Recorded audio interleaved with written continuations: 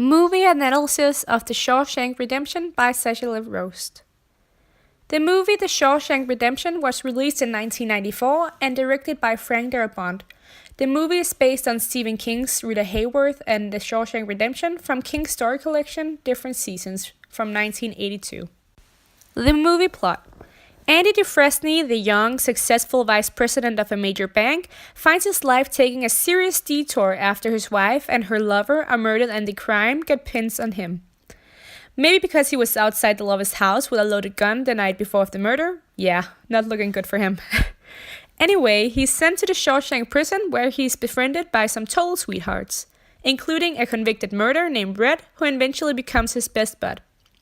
Red's a guy who knows how to get things, and Andy asks him to get him a rock hammer to collect rocks. He's always been an amateur geology fan, and Red's happy to oblige. Andy's also befriended by some other guys who let's just say they don't want to examine rocks with him. And nobody said prison was easy. With Andy's considerable accounting skills, he begins helping Norton and the guards with their taxes and other financial issues, and he's suddenly vaulted into the position of teacher's pet. He gets shown so much favoritism that the guards end up having his back, even going so far as to take care of another inmate who doesn't seem to be able to take no for an answer. Matters become complicated when Norton has Andy assist him with some shady dealings, involving Andy having to launder the warden's money so that nothing gets traced back to either of them. A financial wizard who knows all the loopholes, Andy launders everything through a Mr. Randall Stevens, a completely fictional human being who even has his own social security card and birth certificate. As Andy tells Red he was clean as a whistle on the outside, it took being sent to prison to turn him into a crook. There's a glimmer of hope for Andy when Tommy, a new inmate, arrives at the prison, and it turns out he has information that could exonerate his new friend. The warden learns about it and is none too keen to release someone into society with so much dirt on him. He has Tommy murdered, throws Andy into solitary for 2 months, and only releases him once he agrees to keep doing his dirty work. There's a time to shut up and a time to put up, and apparently this was an awfully good time to shut up. After 20 years as Shawshank, Andy doesn't seem like himself. His buddies are worried, and he asks one of them for a length of rope. He seems to be telling Red goodbye, and one morning he doesn't make it out of his cell for a roll call. Red fears the worst, but astonishingly, he isn't there at all. We got an escape on our hands. The warden learns the shocking truth. For almost 2 decades, Andy has been carving away the wall with a rock hammer and hiding his handiwork behind a series of pin-up posters procured by Red, finally making his escape through the sewer pipes the night before. Clever boy. Norton releases the hounds, but Andy's long gone and was probably too covered in sewers to leave much of a scent anyway.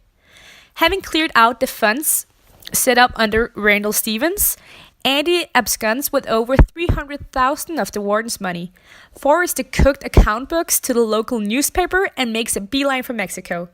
The police come to the warden, who takes the coward's way out with a bullet to the brain. Before Andy leaves, he makes Red promise that if he ever gets out, he'll dig up something in a remote hayfield. After another 10 years, Red does just that. He discovers that Andy left him some spending money as well as instruction on how to find him.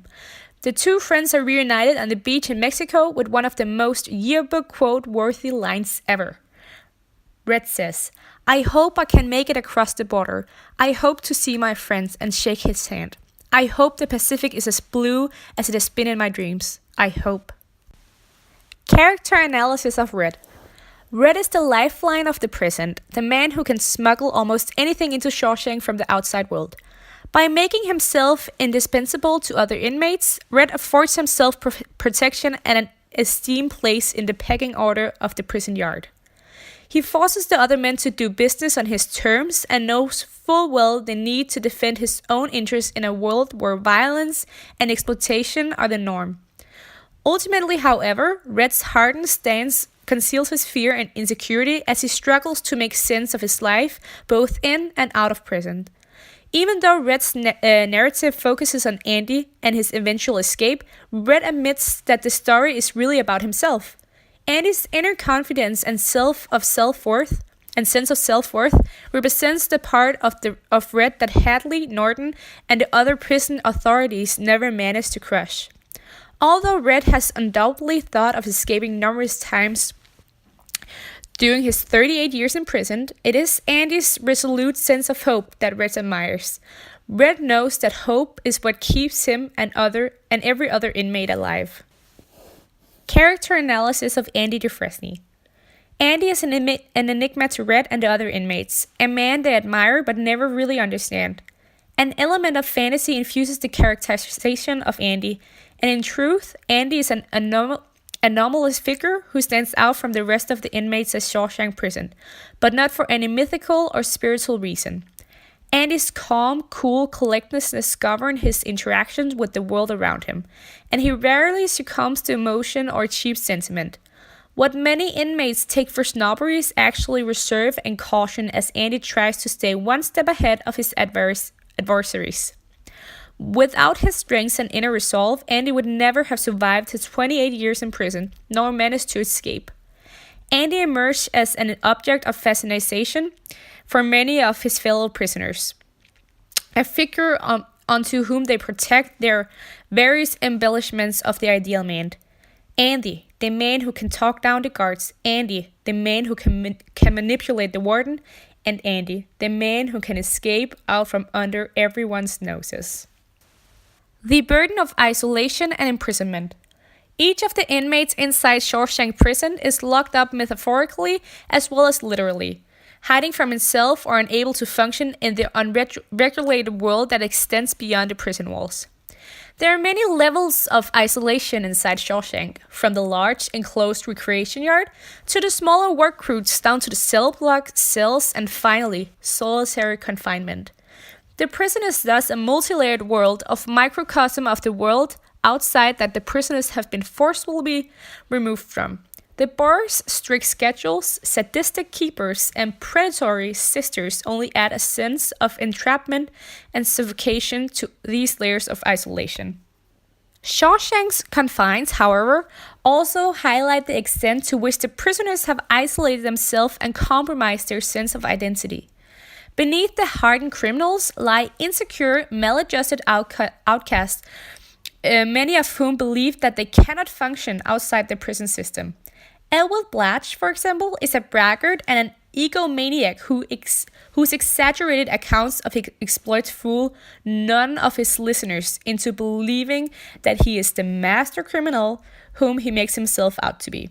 Red, meanwhile, identifies Andy as the part of himself who never let go of the idea of freedom. Freedom is a frightening concept for Red, who dreams of being paroled but eventually struggles to find his place in society after almost 40 years in prison. Recounting Andy's escape, therefore, allows Red to face his fears and find the psychological freedom that he seeks.